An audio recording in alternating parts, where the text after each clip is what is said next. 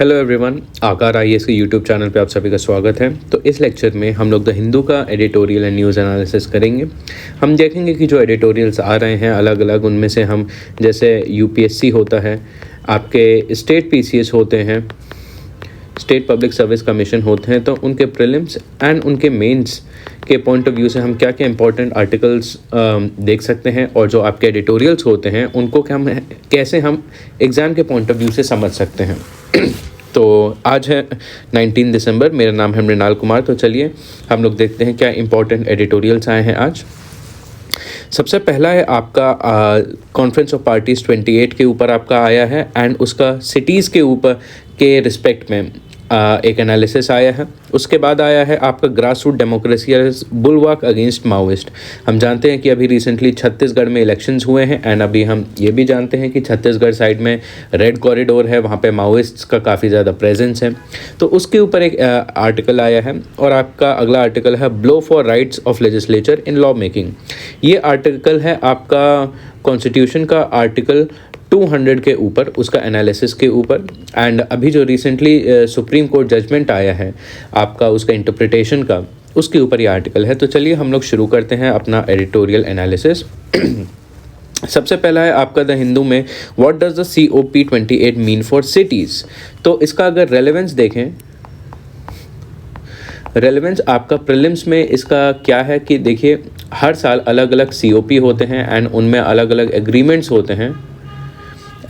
होते हैं, अलायंसेस होते हैं, ठीक है। जैसे पेरिस एग्रीमेंट हो गया, इंटरनेशनल सोलर अलायंस हो गया, ग्रीन ग्रिड इनिशिएटिव हो गया आपका, ठीक है, लाइफ मिशन हो गया, इनिशिएटिव हो गया। तो इस तरीके के जो अलग अलग इनिशिएटिव्स होते हैं उनके बारे में आपको पता होना चाहिए, किस कंट्री ने स्टार्ट किया, उसका मेन ऑब्जेक्टिव क्या है, ठीक है, और क्या क्या उसके एम्स हैं एंड क्या क्या उसका फंक्शन है। ये चीज़ है। और अगर हम मेंस की अगर बात करें तो कॉन्फ्रेंस ऑफ पार्टीज़ या फिर आपका क्लाइमेट चेंज जो है जनरली आपका GS3 में आता है, ठीक है। GS3 में आपका इन्वायरमेंट एंड बायोडाइवर्सिटी का, तो अलग अलग देखिए कई हर साल कॉन्फ्रेंस ऑफ पार्टीज़ होता है। तो कुछ कॉन्फ्रेंस ऑफ पार्टीज़ ऐसे होते हैं जिनमें कुछ बहुत इंपॉर्टेंट एग्रीमेंट साइन होते हैं, ठीक है। तो उनका एनालिसिस के ऊपर कि क्यों वो एग्रीमेंट लाया गया, क्यों वो इनिशिएटिव लाया गया, एंड उसका क्या इम्पैक्ट पड़ेगा, ठीक है, उससे रिलेटेड क्या क्या इश्यूज़ हैं, एंड उससे रिलेटेड क्या क्या सल्यूशंस हो सकते हैं, वो चीज़ के पॉइंट ऑफ व्यू से पढ़ सकते हैं। एंड कहीं ना कहीं ये GS1 आपका जो अर्बनाइजेशन है, आपका GS1 में जो आपका टॉपिक है जोग्राफी एंड अर्बनाइजेशन वाला, उसके पॉइंट ऑफ व्यू से भी आप पढ़ सकते हैं कि इंडिया में काफ़ी तेज़ अर्बन ग्रोथ हो रही है, इंडिया में अर्बन पॉपुलेशन बहुत तेज़ी से बढ़ रही है। तो उसका क्लाइमेट के ऊपर क्या इम्पैक्ट है, और क्लाइमेट चेंज गवर्नेंस और सिनेरियो में हम सिटीज़ को कैसे इंक्लूड कर सकते हैं, उस पॉइंट ऑफ व्यू से आपको ये वाला आर्टिकल पढ़ना है। तो चलिए देखते हैं कि यहाँ पे क्या क्या बातें हो रही हैं।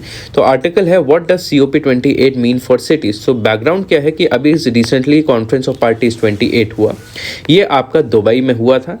एंड यहाँ पे 3 इंपॉर्टेंट चीज़ ध्यान में रखने वाली है कि यहाँ पे क्या क्या हुआ। सबसे पहली बात तो अब हम कोल से, अभी तक जो है कोल के ऊपर बातचीत चला करती थी, कोल को फेज आउट करना है।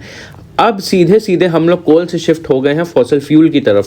फॉसल फ्यूल में सभी कुछ आता है, नेचुरल गैस आता है आपका, क्रूड ऑयल आता है आपका, ठीक है, डीजल आता है, एंड आपका कोल भी आता है। तो जो भी सोर्स ऑफ एनर्जी जो कि फॉसल फ्यूल से आ रही है, उसको यूज़ करके जो हम पावर कर रहे हैं अपनी इंडस्ट्रीज़ और अपने देश, तो कहीं ना कहीं फॉसल फ्यूल को फाइनली इरेडिकेट करने की तरफ एक कदम उठाया गया है COP 28 में। दूसरा है आपका ग्लोबल स्टॉक टेक के बारे में, जिसके बारे में हम प्रीवियस एडिटोरियल्स में हम डिस्कशन कर ही चुके हैं ओवर पेरिस एग्रीमेंट डील्स, ठीक है। उसके बाद है आपका लॉस एंड डैमेज फंड के ऊपर भी आपका इस बार इनिशिएटिव लिया गया है।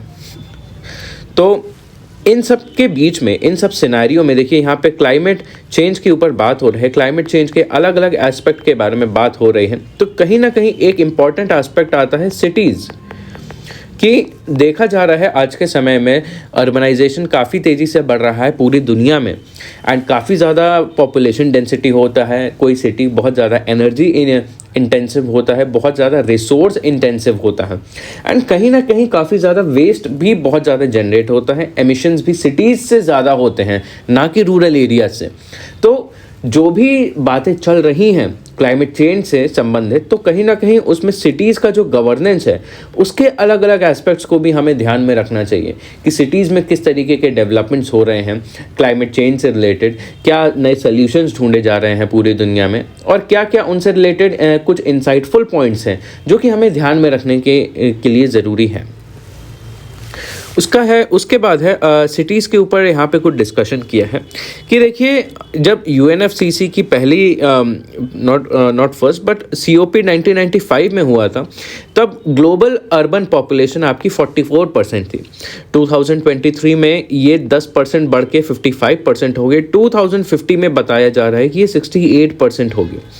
एंड इम्पॉर्टेंट ये इसलिए है क्योंकि अर्बन एरियाज़ जो है आपका किसी भी कंट्री का ऑलमोस्ट 75% एनर्जी जो है कंज्यूम करते हैं, एंड इस एनर्जी से ऑलमोस्ट 70% कार्बन डाइऑक्साइड रिलीज़ होता है। किसी भी देश का ऑन एन एवरेज 70% CO2 जो रिलीज़ हो रहा है वो आपका सिटीज़ से हो रहा है, ठीक है। तो कहीं ना कहीं जो पेरिस एग्रीमेंट का टारगेट है ऑफ 1.5 डिग्री सेल्सियस, उसको टारगेट करने के लिए कहीं ना कहीं हमें अब जो सिटीज़ में एमिशन हो रहा है उसे एड्रेस करना पड़ेगा, उसके ऊपर ध्यान देना पड़ेगा। हमारी जो पॉलिसीज़ हैं वो अब सिटीज़ ओरिएंटेड भी होनी चाहिए। कहीं ना कहीं जो सिटीज़ के स्टेक होल्डर्स हैं, पॉलिसी मेकर्स हैं, आपके कॉरपोरेट्स हैं, कहीं ना कहीं उनका भी ओपिनियन अब उनको भी इंक्लूड करने की ज़रूरत है हमें क्लाइमेट टॉक्स में।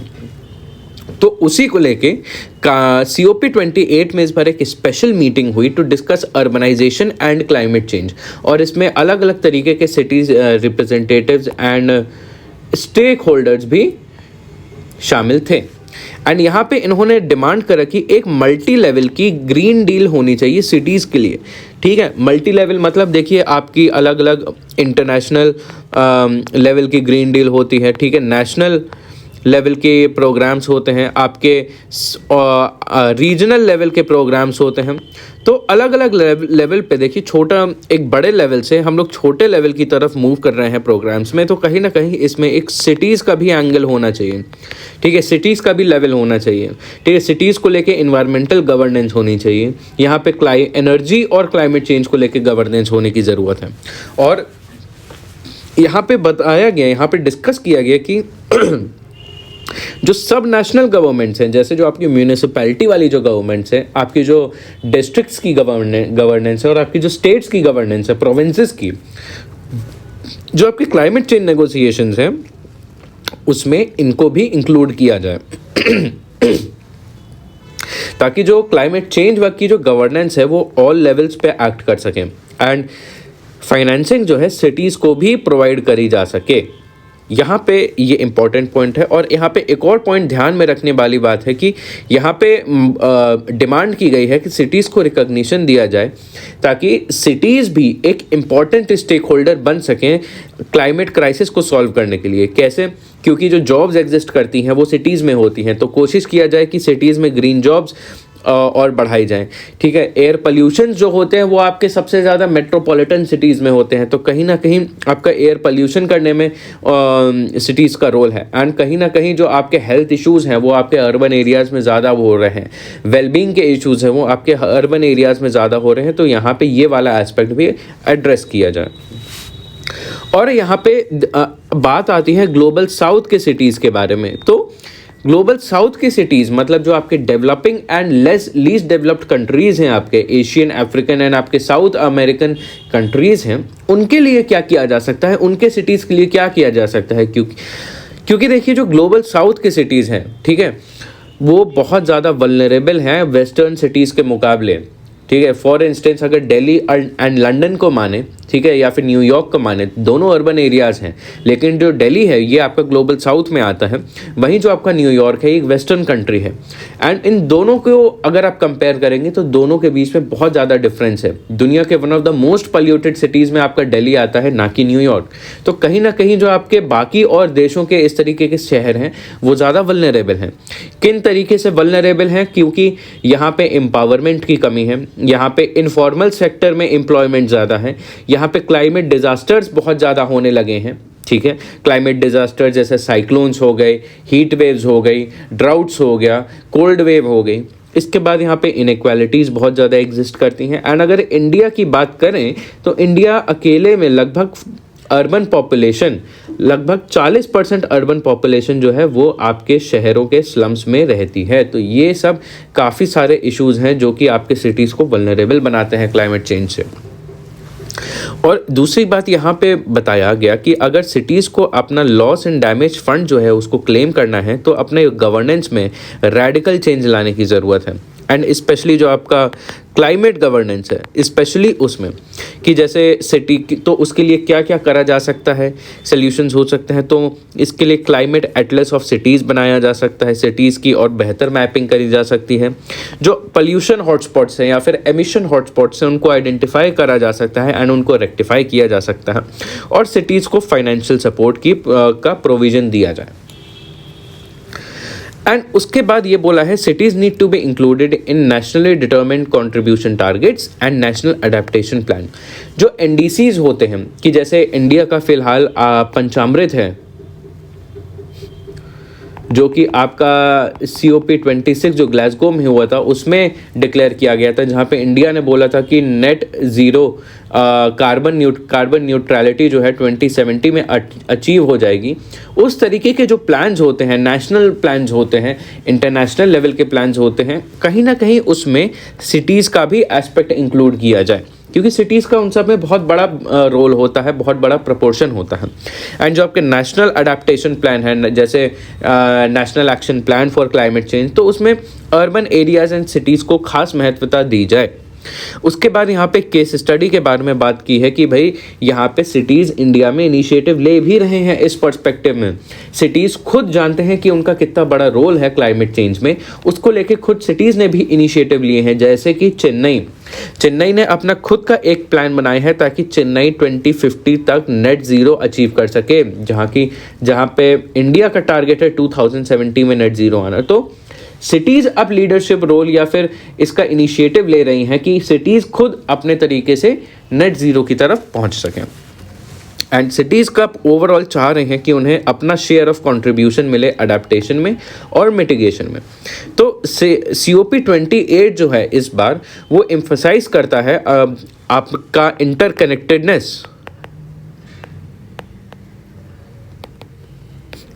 Interconnectedness between urban areas, social justice and climate action. ठीक है, ये है आपका पहला आर्टिकल जो कि आपका समराइज करता है कि क्लाइमेट चेंज एंड सिटीज़ का क्या रोल होता है, क्या इम्पैक्ट होता है इसका।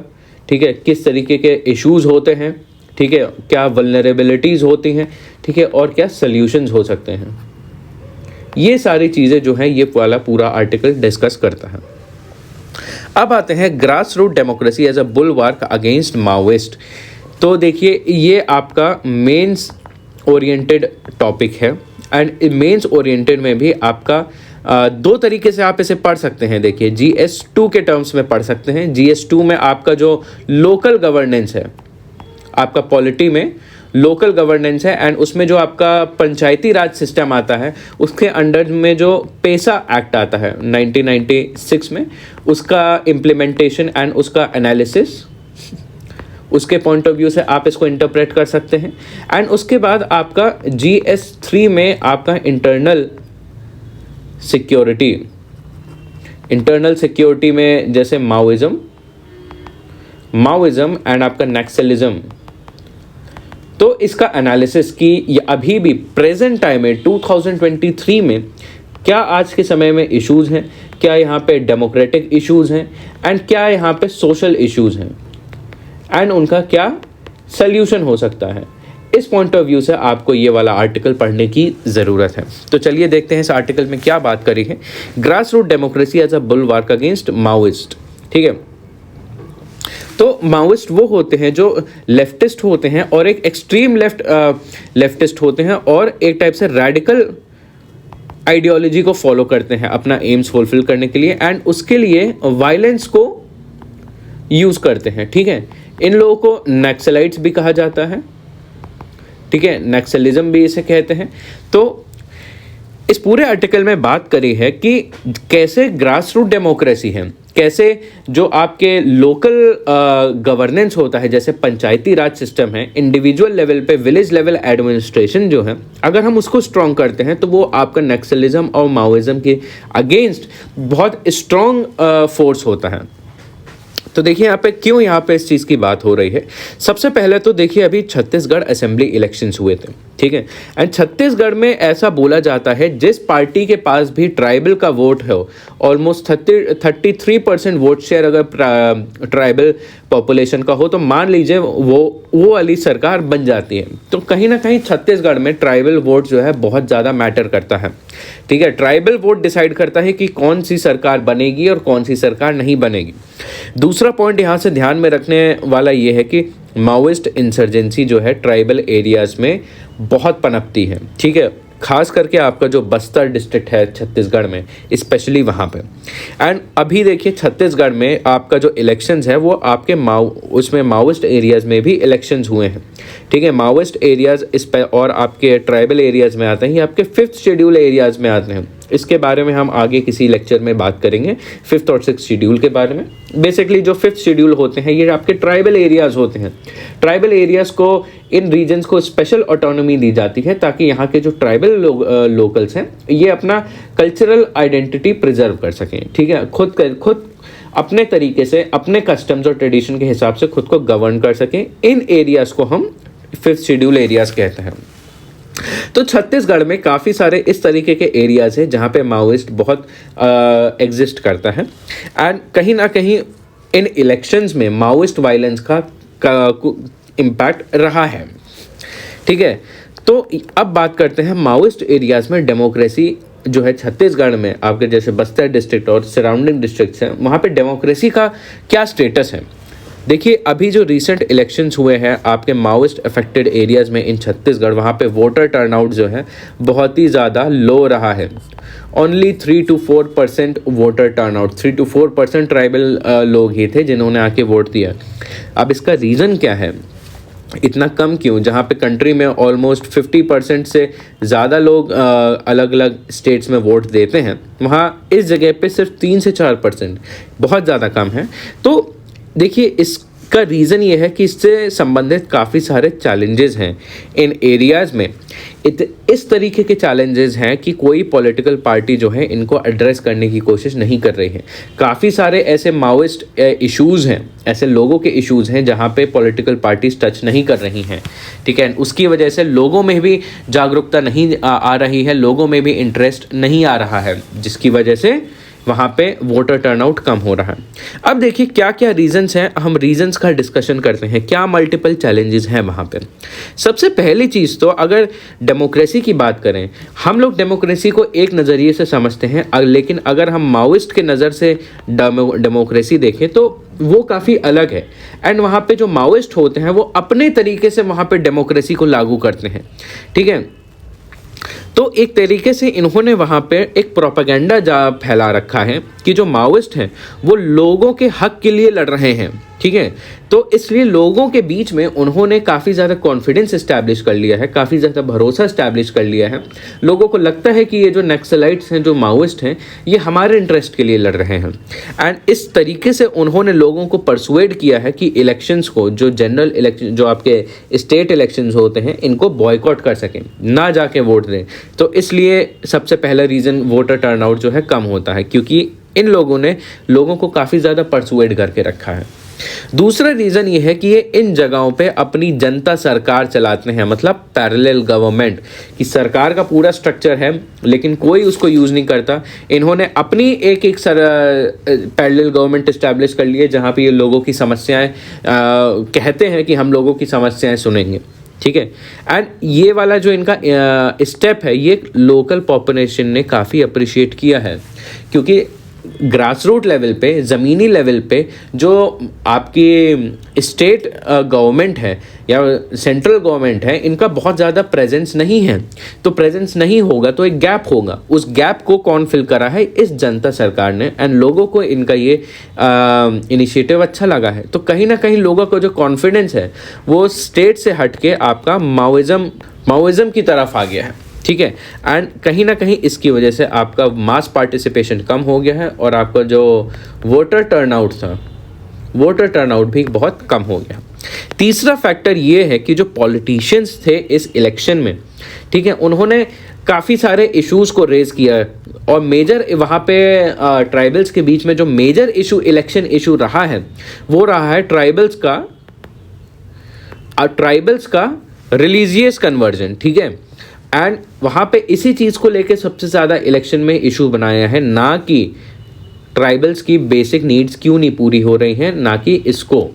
तो कहीं ना कहीं देखिए यहाँ पे जब बेसिक नीड्स के बारे में वहाँ पे पॉलिटिशियन जो बात ही नहीं कर रहे हैं, तो वहाँ पे अगर कोई माओइस्ट आके बात करेगा तो लोग उसकी बात को ज़्यादा ध्यान देंगे। तो इस चीज़ को इन्होंने समझ के काफ़ी ज़्यादा एक्सप्लॉइट किया है, जिसकी वजह से उन्होंने ये दिखाया है कि ये लोगों की बेसिक नीड सुन रहे हैं एंड वहाँ पे बाकी टॉपिक्स के बारे में बात हो रही है। तो ये एक रीज़न है वोटर टर्नआउट कम होने का। और अगला चौथा रीज़न है आपका पैसा। Panchayati extension in scheduled areas act, जो कि आपका 1996 में आता है, इसके बारे में हम अलग लेक्चर में डिस्कशन करेंगे। बट बेसिकली अगर मैं आपको समझाऊं तो देखिए, हम जानते हैं 73rd एंड आपका जो 74th अमेंडमेंट है, जो आपका पंचायती राज इनिशिएटिव वाला जो पूरा है हमारे कंट्री में स्ट्रक्चर, वो आपका शेड्यूल्ड एरियाज जो होते हैं 5th शेड्यूल्ड एरियाज में लागू नहीं होते हैं। तब उसको लागू कराने के लिए अलग से ये एक्ट लाया जाता है। ये एक्ट आपके ट्राइबल एरियाज में लागू होता है, ट्राइबल एरियाज में ग्राम सभा को इस्टेब्लिश करता है एंड वहाँ पे लोकल पॉपुलेशन को एम्पावर करता है कि वो खुद को गवर्न कर सकें, खुद के इलेक्शंस कंडक्ट करवा सकें, खुद की पॉलिसीज़ बनाएं, खुद का डेवलपमेंट करें एंड खुद के रिसोर्सेज को कंट्रोल कर सकें। ये वाला एक्ट ये अथॉरिटी देता है। एंड हम जानते हैं काफ़ी सारे जो 5th शेड्यूल एरियाज हैं माओइस्ट इम्पैक्टेड एरियाज हैं, ठीक है। तो अगर इस एक्ट की बात करें PESA के बारे में, तो ओवरऑल तो लोग इसको सपोर्ट करते हैं, कहते हैं कि हाँ ये बहुत अच्छा एक्ट है, ठीक है। एंड कहते भी हाँ इसको इम्प्लीमेंट कराना चाहिए। बट इसको इम्प्लीमेंट कराने के लिए, इसको एग्जीक्यूट कराने के लिए कोई फ्रेमवर्क अभी एग्जिस्ट ढंग का नहीं करता है, सिस्टमिक मैनर में इसको इम्प्लीमेंट नहीं करा गया है। एंड देखिए 1996 में इसको पास कराया जाता है, लेकिन अभी तक एक भी राज्य सरकार ने इसको पूरी तरीके से इम्प्लीमेंट लागू नहीं किया है। और अगर हम इसकी बात करें, पैसा की ही बात करें, तो basically it is creation of gram sabha in 5th schedule areas, ताकि लोगों का जो सोशो इकोनॉमिक लाइव्स हैं, ट्राइबल कम्युनिटीज़ की लाइफ है, उनको सुधारा जा सके। तो इसको लागू नहीं किया जा रहा है, लोगों का सशक्तिकरण नहीं हो पा रहा है। वहाँ पे जो ट्राइबल कम्युनिटीज़ हैं उन एम्पावर नहीं हो पा रही हैं, उनको बेसिक फैसिलिटीज़, पॉलिटिकल एम्पावरमेंट नहीं मिल पा रहा है। तो उसका फ़ायदा कौन उठा रहा है? माओइस्ट उठा रहे हैं। एंड पैसा वाला जो एक्ट है उसको लागू किया जाता है तो ग्रास रूट गवर्नेंस बढ़ जाती, लेकिन क्योंकि अब गैप है तो उसको ट्राइबल्स जो आपके माओइस्ट हैं वो मिसयूज़ कर रहे हैं अपने खुद के एजेंडा के लिए। एंड कहीं ना कहीं इस पूरे इस सेक्शन में बात हो रही है कि ये जो सिर्फ ये वाला एक्ट है, अगर इसको ढंग से इम्प्लीमेंट करा जाए तो पूरा का पूरा माओइज़्म बहुत अच्छे से टैकल किया जा सकता है, अगर इसको सीरियसली इम्प्लीमेंट कराया जाए। तो ये एक टाइप का important solution for empowerment of tribals, ठीक है। तो आखिरी में यहाँ पे देखिए बात करी है कि जो माओइस्ट हैं उन्होंने अपना एक प्रोपेगेंडा चला रखा है कि माओइस्ट ही ट्राइबल्स के जो अलग अलग इश्यूज़ हैं उनके चैम्पियंस हैं। ट्राइबल्स ही इनके सारे इश्यूज़ को रिजॉल्व करते हैं, उनकी बात सुनते हैं। इस चीज़ को बदलना पड़ेगा, ठीक है। बदलेगी कैसे? जब वहाँ पे ग्रास रूट डेमोक्रेसी बढ़ेगी, जब वहाँ पे पार्टिसिपेटिव गवर्नेंस होगा, ठीक है, डेमोक्रेटिक डिसेंट्रलाइजेशन होगा, जब वहाँ पे ग्राम सभाएं बनेगी, पेसा जैसे एक्ट जो है वो फॉर्मली प्रॉपरली इम्प्लीमेंट होंगे, तब वहाँ पे लोगों के पास जो है ताकत आएगी, तब वहाँ पे लोगों के पास रिसोर्सेज कंट्रोल करने की अथॉरिटी आएगी, ठीक है। तो ये उसका एक रामबाण इलाज है, रामबाण सल्यूशन है। कहीं ना कहीं हमें और इसके अलावा जो ट्राइबल लीडरशिप है उसे भी वॉइस देनी पड़ेगी। ये है आपका पूरा सेकंड एडिटोरियल। अब आते हैं तीसरा editorial, a blow for the rights of legislature in law making. अगर इसकी रेलेवेंस बताऊं तो रेलेवेंस इसकी प्रीलिम्स के पॉइंट ऑफ व्यू से देखिए, प्रीलिम्स के पॉइंट ऑफ व्यू से इसकी रेलेवेंस देखिए तो यहाँ पे कॉन्स्टिट्यूशन के बारे में बात हो रही है, एंड कॉन्स्टिट्यूशन में भी आपका जो गवर्नर वाला जो टॉपिक है उसके बारे में बात हो रही। तो उससे रिलेटेड क्या क्या इंपॉर्टेंट आर्टिकल्स हैं, जो आर्टिकल्स हैं आपका जो यूपीपीएससी वाला एग्ज़ाम होता है उसमें डायरेक्टली पूछे जाते हैं। उसके अलावा गवर्नर का क्या रोल होता है हमारे पॉलिटी में, क्या पावर्स होते हैं, क्या उसकी अथॉरिटी होती है, ठीक है, क्या उसकी पोजीशन होती है, ठीक है, एंड क्या उसकी रिस्पॉन्सिबिलिटीज़ होती हैं, ठीक है, गवर्नर्स कैसे अपॉइंट होते हैं, कैसे रिमूव होते हैं, ठीक है। उनसे रिलेटेड जो आपके कॉन्स्टिट्यूशन में जो आपके इंपॉर्टेंट रूल्स एंड रेगुलेशन दिए गए हैं, आपको प्रीलिम्स में वो जानने की ज़रूरत है इस आर्टिकल के, ठीक है। एंड अगर मेंस की अगर बात करें, मेंस में ये आपका प्योरली GS2 पॉलिटी वाला क्वेश्चन बन जाता है। आपका state, centre and state executive के अंदर आता है गवर्नर। तो गवर्नर से रिलेटेड क्या क्या इश्यूज़ हैं, क्यों ये इश्यूज़ हैं, ठीक है, इनका क्या इम्पैक्ट है एंड इनका क्या सल्यूशन है, एंड इससे रिलेटेड क्या क्या सजेशंस हैं, एंड मोस्ट ऑफ ऑल क्या क्या करंट में चल रहा है इस इशू से रिलेटेड, ये आपको इसके लिए जानने की ज़रूरत है। तो चलिए हम देखते हैं इस आर्टिकल में क्या बात हो रही है। A blow for rights of the legislature. सबसे पहले बैकग्राउंड की बात करें तो देखिए, केरला एंड तमिलनाडु, अभी कुछ समय पहले ये दोनों राज्य जो हैं, इनका स्टेट लेजिस्लेचर और एग्जीक्यूटिव काफ़ी ज़्यादा न्यूज़ में था। यहाँ पे न्यूज़ में क्यों था? क्योंकि यहाँ का जो लेजिस्लेचर था, यहाँ पे लेजिस्लेचर जो है एक बिल पास करके गवर्नर को प्रेजेंट कर रहा था, लेकिन गवर्नर जो है काफ़ी ज़्यादा इम्पेडिमेंट्स क्रिएट कर रहे थे, ठीक है, अपने कॉन्स्टिट्यूशन की पावर को यूज़ करके इन बिल को पास जो है नहीं कर रहे थे, एंड काफ़ी सारे बिल्स जो हैं वो डिले हो रहे थे, एक 2 साल तक के। तो इसको लेके काफ़ी ज़्यादा कंट्रोवर्सी थी। इसको लेके जो पार्टीज़ थी ये आपकी सुप्रीम कोर्ट गई इस मैटर को रिजॉल्व कराने के लिए। इन सब के तो देखिए, नवंबर 10, 2023 में क्या हुआ, आपका state of Punjab versus principal secretary to governor of Punjab and another. तो ये वाला आपका एक वर्डिक्ट आया आपका सुप्रीम कोर्ट से, ठीक है। एंड इस वर्डिक्ट में आपका जो आर्टिकल 200 है, आर्टिकल 200 के बारे में हम एक्सटेंसिव डिस्कशन कर चुके हैं प्रीवियस एडिटोरियल्स में।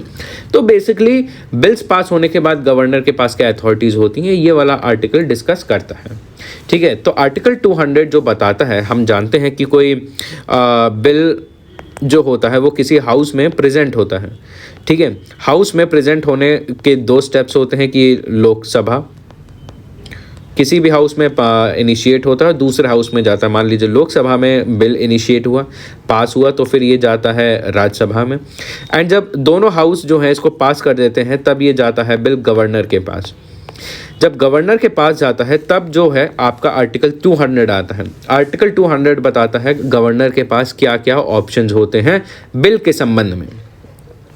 तो सबसे पहला ऑप्शन होता है गवर्नर के पास कि बिल को असेंट कर दे, मतलब बिल को पास कर दे, साइन कर दे, एंड साइन करने के बाद जो बिल होता है ये बन जाता है आपका एक्ट, ठीक है। तो ये होता है सबसे। दूसरा आपका होता है विदहोल्ड, मतलब असेंट नहीं देना। तीसरा होता है रिकंसिडरेशन। अगर गवर्नर को लगता है इस बिल में कुछ इश्यूज हैं, कुछ पॉइंट ऑफ कंसर्न हैं, तो गवर्नर जो है हाउस को वो बिल वापस भेज सकता है, कहता है आप इस बिल को फिर से रिकंसिडर करिए, फिर से इस पे आप समय दीजिए, इसके बारे में परामर्श करिए, और उसके बाद जब हो जाए तो फिर मेरे को भेजिए, ठीक है, रिकंसिडरेशन के बाद। उसके बाद आपका इम्पॉर्टेंट एक और होता है पावर कि reserve the bill for consideration of the president. अगर गवर्नर को लगता है कोई ऐसा मामला है किसी बिल में कोई ऐसा मामला है जिसमें प्रेसिडेंट के परामर्श की आवश्यकता है, ठीक है, प्रेसिडेंट को देखने की आवश्यकता है, तो वो प्रेसिडेंट को बिल जो है प्रेसिडेंट के लिए बिल को रिजर्व कर देता है, ठीक है। और एक और एस्पेक्ट है जो आपका कॉन्स्टिट्यूशन में नहीं दे रखा है, वो आपका डिले करना है, क्योंकि कॉन्स्टिट्यूशन में कोई टाइम फ्रेम जो है नहीं दे रखा होता है। तो गवर्नर के पास पावर होती है, वो जब जितने टाइम में चाहे उतने टाइम में डिसीजन ले सकता है। अब देखिए यहाँ पे प्रॉब्लम कहाँ पे आती है, कंफ्यूजन कहाँ पे आती है कि आपके रिकंसिडरेशन और विदहोल्ड को लेके यहाँ पे कंफ्यूजन आती है, एंड इन्हीं चीज़ों को लेके यहाँ पे सुप्रीम कोर्ट में मैटर भी चल रहा है। इनसे रिलेटेड कंफ्यूजन है अबाउट डिस्क्रिशन। तो इसी से रिलेटेड है आपका जो सुप्रीम कोर्ट का वर्डिक्ट। तो सुप्रीम कोर्ट का क्या डिसीजन रहा है, देखिए इस आर्टिकल में समझाया है बहुत अच्छे से। यहाँ पे सुप्रीम कोर्ट ने बताया है about power of withholding the assent, ठीक है, असेंट ना देने की पावर। ये बोला है कि send it back to the assembly immediately for reconsideration. अगर गवर्नर जो है विद होल्ड करता है असेंट, अगर डिसाइड करता है कि असेंट नहीं दिया जाए, तो तुरंत असेंबली को वापस भेज दिया जाए रिकंसिडरेशन के लिए, ठीक है। और अगर हम जानते हैं कि अगर बिल जो है गवर्नर वापस भेज देता है, असेंबली जो है रिकंसिडर करती है, हो सकता है असेंबली कुछ चेंजेस करे, कुछ चेंजेस ना करे, और उसके बाद गवर्नर को वापस से बिल भेजें, तब गवर्नर के पास ऑब्लिगेशन होता है, कंपलसरी होता है कि वो फिर असेंट दे, ठीक है। तो कहीं ना कहीं यहाँ पे जो कोर्ट है इसने लेजिस्लेचर का जो राइट है उसे प्रोटेक्ट किया है।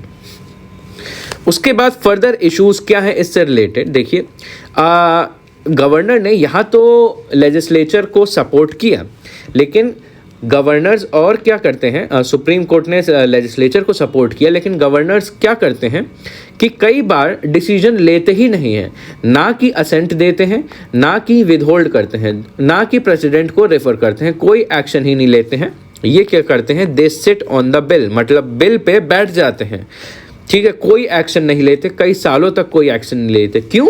क्योंकि यहाँ पे कॉन्स्टिट्यूशन जो है, कॉन्स्टिट्यूशन आपका कोई टाइम लिमिट या डेडलाइन नहीं प्रोवाइड करता है, ठीक है। तो इसके अंतर्गत जो है गवर्नर कई साल लगा सकता है डिसीजन लेने में, ठीक है। एंड जो पंजाब केस हुआ है, यहाँ पे सुप्रीम कोर्ट ने साफ साफ बोला है कि गवर्नर जो हैं बिल पे बहुत समय तक बैठे नहीं रह सकते हैं, ठीक है। अब से गवर्नर्स को समय पे एक्शन लेना पड़ेगा, क्विकली एक्शन लेना पड़ेगा। उसके बाद प्रेसिडेंट के रिकंसिडरेशन के ऊपर सुप्रीम कोर्ट का क्या ओपिनियन रहा है। तो देखिए मेन क्वेश्चन जो है कि किस तरीके का बिल जो है प्रेसिडेंट के लिए रिजर्व हो सकता है, किस तरीके का bill, what kind of bill, क्या उस बिल का सब्जेक्ट होना चाहिए या क्या कंटेंट होना चाहिए, क्या इशू होना चाहिए उस बिल का, क्या सारे बिल्स रेफर हो सकते हैं या कोई पर्टिकुलर बिल्स ही इशू हो सकते हैं। देखिए आर्टिकल 200 है, मेंशन करता है not exactly categories but subjects, ठीक है, सब्जेक्ट्स या फिर इश्यूज। आर्टिकल 200 है, कुछ ऐसी सिचुएशन देता है, कुछ ऐसे संभावनाएं देता है जब गवर्नर जो है ऐसी सिचुएशन आए तो इस सिचुएशन में प्रेसिडेंट को बिल जो है रेफर करें। अगर एक एग्जांपल की बात करें, अगर कोई भी स्टेट गवर्नमेंट जो है, आपका स्टेट असेंबली जो स्टेट लेजिस्लेचर है, अगर उस स्टेट का जो हाई कोर्ट है उसकी पावर को कम करने की कोशिश करे, तो इस केस में जैसे ही बिल जो है गवर्नर के पास जाएगा, गवर्नर जो है अपने ये बिल प्रेसिडेंट को रेफर कर देगा। अब प्रेसिडेंट बताएगा कि इस बिल में क्या करना चाहिए, इस बिल में क्या नहीं करना चाहिए, ठीक है। प्रेसिडेंट देगा, इसमें असेंट करेगा तो ये बिल जो है एक्ट बन जाएगा, अगर प्रेसिडेंट विदहोल्ड करेगा तो ये बिल जो है एक्ट नहीं बन पाएगा, ठीक है। तो बिल जो है प्रेसिडेंट रिकंसिडर करता है, प्रेसिडेंट रिकंसिडर करता है मतलब यूनियन गवर्नमेंट करती है। इसका क्या मतलब है, जो आपका काउंसिल ऑफ मिनिस्टर्स है, स्पेशली आपका होम मिनिस्ट्री, वो इस केस में बिल को एनालाइज करती है। अब देखिए यहाँ पे प्रॉब्लम क्या आ जाती है। प्रॉब्लम ये होती है कि कॉन्स्टिट्यूशन जो है बस कुछ सिचुएशन ही बताता है, ठीक है, सिचुएशन बताता है, कोई कैटेगरी नहीं बताता कि इस कैटेगरी के बिल यहाँ पे रेफर होने चाहिए, ठीक है। जैसे देखिए आपका 7th शेड्यूल है, 7th शेड्यूल में आपकी 3 कैटेगरीज हैं, आपकी यूनियन लिस्ट है, स्टेट लिस्ट है, कॉन्करेंट लिस्ट है, आपकी स्पेसिफिक कैटेगरीज एंड सब्जेक्ट हैं, ठीक है। यहाँ पे ये लेजिस्लेट कर सकता है, यहाँ पे ये नहीं कर सकता। इस तरीके से इस टॉपिक में कोई ऐसी कॉन्स्टिट्यूशन कैटेगरी नहीं बताता कि कौन सा कानून जो है गवर्नर रिजर्व कर सकता है या नहीं कर सकता, ठीक है। तो देखिए जब कोई कैटेगरी नहीं है तब गवर्नर जो है कोई भी बिल, एनी बिल जो है प्रेसिडेंट को रेफर कर सकता है। अब देखिए केरला में क्या हुआ था, ठीक है, केरला में 8 बिल वहाँ पे असेंबली ने पास किए और गवर्नर के पास 2 साल से पेंडिंग थे वो बिल। गवर्नर ने इन 8 बिल पे कोई एक्शन नहीं लिया, he was sitting on the bill. तो यहाँ पे फिर सुप्रीम कोर्ट ने गवर्नर को कहा कि सुप्रीम कोर्ट ने बोला कि गवर्नर साहब आपको इस पे एक्शन लेना पड़ेगा। तो गवर्नर ने क्या किया, उन 8 में से एक बिल को तो पास कर दिया, लेकिन जो 7 बिल थे वो भेज दिया प्रेसिडेंट के पास। अब देखिए इससे क्या हुआ, अभी तक 2 साल से तो पेंडिंग था, अब गवर्नर ने और फर्दर आगे बिल फॉरवर्ड किया, अब यहाँ पे और डिले हो जाएगा, डिले बिल हो जाएगा तो कानून जो है इम्प्लीमेंट नहीं हो पाएगा। तो जिस इशू के लिए कानून लाया गया था वो इशू अनरिजॉल्व रहेगा, ठीक है। तो ये यहाँ पे मेन चीज़ खेली जाती है। उसके बाद तमिलनाडु की अगर बात करें तो तमिलनाडु में असेंबली ने 10 बिल को पास किया, ठीक है। एंड यहाँ पे गवर्नर ने बोला, गवर्नर ने अपना जो ऑप्शन होता है बिल वापस भेज दिया लेजिस्लेचर को, ये बोलते हुए कि लेजिस्लेचर अपना बिल रिकंसिडर करे। जब लेजिस्लेचर ने उसको रिकंसिडर करके फिर से गवर्नर को भेजा तो गवर्नर ने सारे बिल्स जो है प्रेसिडेंट को रेफर कर दिए। तो इस तरीके से यहाँ पे भी जो बिल है वो और फर्दर डिले हो गया, तो बिल जो है बेसिकली पास नहीं हो पाया। तो यहाँ पे एक मेन क्वेश्चन बनता है कि ये जो गवर्नर की पावर है कि कोई भी बिल प्रेसिडेंट को रेफर कर दे, ये गवर्नर की डिस्क्रिशनरी पावर है या नहीं। देखिए कॉन्स्टिट्यूशन में तो डायरेक्टली डिस्क्रिशन लिख रखा है, ठीक है, बट डिस्क्रिशन का क्या मतलब होता है, डिस्क्रिशन का क्या एग्जैक्टली मतलब होता है, उसके ऊपर कॉन्स्टिट्यूशन जो है साइलेंट है, ठीक है। तो क्वेश्चन आता है क्या गवर्नर जो है डिस्क्रिशन यूज़ कर सकता है ओवरऑल कि नहीं। तो देखिए गवर्नर क्या क्या बिल जो है प्रेसिडेंट के लिए रिजर्व कर सकता है, उससे रिलेटेड कॉन्स्टिट्यूशन जो है 2 सिचुएशन देती है, ठीक है। इसको 2 सिचुएशन देती है कि कब कोई भी बिल रिजर्व होता है प्रेसिडेंट के लिए। सबसे पहले होता है आपका 213, ये कहता है आपका ordinance promulgated by governor only on instruction from president, ठीक है, ये हो गया। और इसका बी क्लॉज कहता है promulgation of ordinance reserving a bill deemed necessary by president, कि मान लीजिए किसी प्रेसिडेंट को लगे कि किसी भी स्टेट में ऑर्डिनेंस आना चाहिए किसी भी तरीके का, ठीक है, तब जब प्रेसिडेंट चाहेगा तब जाके गवर्नर को इंस्ट्रक्शन देगा कि इस राज्य में इस चीज़ के ऊपर ऑर्डिनेंस लाई जाए, और तब जाके गवर्नर जो है ऑर्डिनेंस लाएगा, ना कि गवर्नर जो है खुद से ऑर्डिनेंस ले आए बिना प्रेसिडेंट से पूछे, ठीक है। ये एक चीज़ हो गई। तो यहाँ पे गवर्नर जो है प्रेसिडेंट से रेफर करता है एंड प्रेसिडेंट से इंस्ट्रक्शन लेता है, ये एक इंस्टेंस हो गया। ध्यान में रखिएगा ये आर्टिकल्स अक्सर डायरेक्टली पूछे जाते हैं एग्जाम में। और दूसरा इंसिडेंस होता है आपका आर्टिकल 254 में, state law on an item in an concurrent list which is against the provision of central law on the same subject can prevail if reserve for the consideration of president and received ascent.